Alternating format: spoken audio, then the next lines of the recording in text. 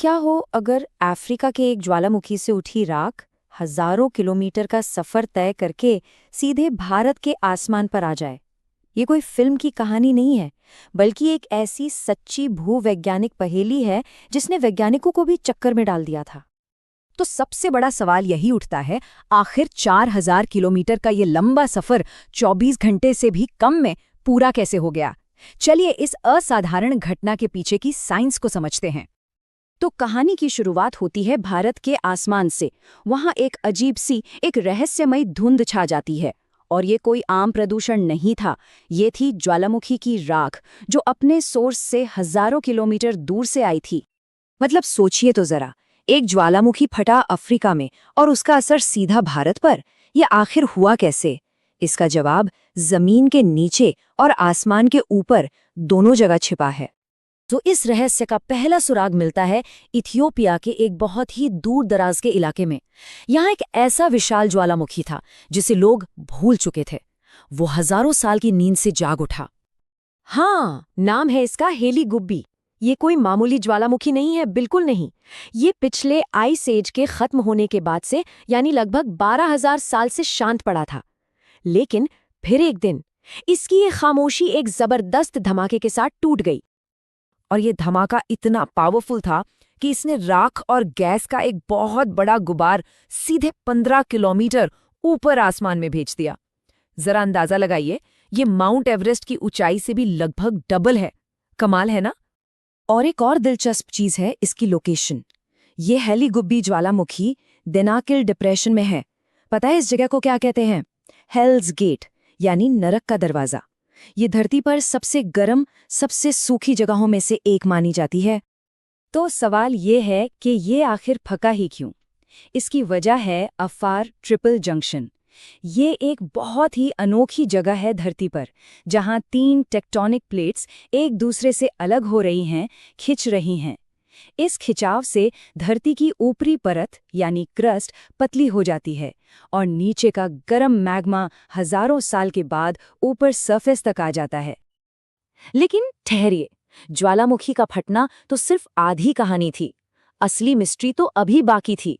ये राख इतनी दूर, 4000 किलोमीटर दूर भारत तक पहुंची कैसे? इसका जवाब आसमान में छिपा था। चलिए इसको एक आसान से उदाहरण से समझते हैं। सोचिए, ज्वालामुखी एक लॉन्च पैड था जिसने राख और गैस को बहुत बहुत ऊपर आसमान में लॉन्च कर दिया। और फिर पिक्चर में आई जेट स्ट्रीम, जो एक सुपर फास्ट ट्रक की तरह थी।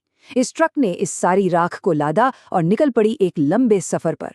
अगर ये हवाई हाईवे ना होता तो ये राख कभी भी भारत तक नहीं पहुंच पाती। अब ये कोई आम हवा नहीं होती। ये जो सब ट्रॉपिकल जेट स्ट्रीम है ना, ये बेसिकली ऊपर एटमॉस्फेयर में बहने वाली तेज हवाओं की एक नदी जैसी है। और किस्मत देखिए, ज्वालामुखी ने राख को ठीक इसी हाईवे पर लाकर छोड़ दिया। बस फिर क्या था, इस जेट स्ट्रीम ने उसे लगभग 130 किलोमीटर प्रति घंटे की स्पीड से ईस्ट की तरफ, यानी भारत की तरफ धकेलना शुरू कर दिया। और इस सफर की जो स्पीड थी, वो तो बस कमाल ही थी। सोचकर हैरानी होती है, 24 घंटे से भी कम वक्त में ये राख का बादल इथियोपिया से उठा, रेड सी और अरेबियन पेनिनसुला को पार किया और सीधा दिल्ली एनसीआर तक आ पहुंचा। तो ठीक है, ये बादल आ गया। अब जब ये राख का बादल भारत जैसे घनी आबादी वाले देश के ऊपर पहुंचा, तो इसका असर क्या हुआ? कॉन्सिक्वेंसेस क्या थे? देखिए, सबसे पहला और सबसे बड़ा खतरा था एविएशन सेक्टर के लिए, मतलब फ्लाइट्स के लिए। क्योंकि ज्वालामुखी के राख सिर्फ धूल नहीं होती, इसमें कांच के बहुत बहुत छोटे पार्टिकल्स होते हैं। और जब ये गर्म जेट इंजन के अंदर जाते हैं तो पिघल जाते हैं और एक ग्लास जैसी कोटिंग बना देते हैं। इससे इंजन फेल हो सकता है। ये बेहद बेहद खतरनाक है। और इसका असर हमें फौरन देखने को मिला। डीजीसीए ने फौरन एक नेशन वाइड एडवाइजरी जारी कर दी।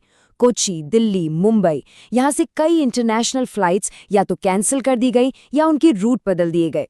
इससे हुआ ये कि दुनिया के सबसे बिजी एयर कॉरिडोर्स में से एक में एक बहुत बड़ी रुकावट आ गई। लेकिन फ्लाइट्स की चिंता तो एक तरफ, एक और बड़ा सवाल लोगों के मन में था, खास करके दिल्ली एनसीआर के लोगों के मन में, जो पहले से ही प्रदूषण से परेशान रहते हैं। सवाल था कि क्या इस ज्वालामुखी के राख ने हवा को और भी ज्यादा जहरीला बना दिया? हैरानी की बात यह है कि एक्सपर्ट्स के मुताबिक इसका डायरेक्ट असर ना के बराबर था। वजह थी ऊंचाई। ज्वालामुखी की राख आसमान में बहुत बहुत ऊपर थी, करीब 15,000 से 45,000 फीट की हाइट पर, जबकि दिल्ली का जो प्रदूषण है वो जमीन के पास होता है। तो ये दोनों लेयर्स आपस में मिक्स ही नहीं हुई, इसीलिए ग्राउंड लेवल पर हवा की क्वालिटी पर इसका कोई खास असर नहीं पड़ा। तो आखिर में ये जो पूरी अनोखी घटना हुई, ये हमें हमारे प्लैनेट के बारे में क्या सिखाती है? इससे हम क्या समझ सकते हैं? देखिए, ये सिर्फ एक ज्वालामुखी का फटना नहीं था, ये एक बहुत ही पावरफुल रिमाइंडर था कि हमारा प्लैनेट आपस में कितना गहराई से जुड़ा हुआ है। एटमॉस्फेयर में जो हवाएं चलती हैं वो अलग अलग कॉन्टिनेंट्स को जोड़ती हैं, और इसी वजह से एक जगह होने वाली घटना का असर हजारों किलोमीटर दूर भी महसूस किया जा सकता है। ये घटना हम सबके लिए एक बहुत ज़रूरी सबक है। सबक ये कि पर्यावरण से जुड़ा कोई भी बड़ा खतरा सिर्फ एक जगह तक सीमित नहीं रहता। चाहे वो अफ्रीका का ज्वालामुखी हो या दुनिया के किसी और कोने में कोई और प्रॉब्लम, उसका असर हम सोच भी नहीं सकते वहां तक पहुंच सकता है। और ये पूरी कहानी हमें एक बड़े सवाल के साथ छोड़ जाती है।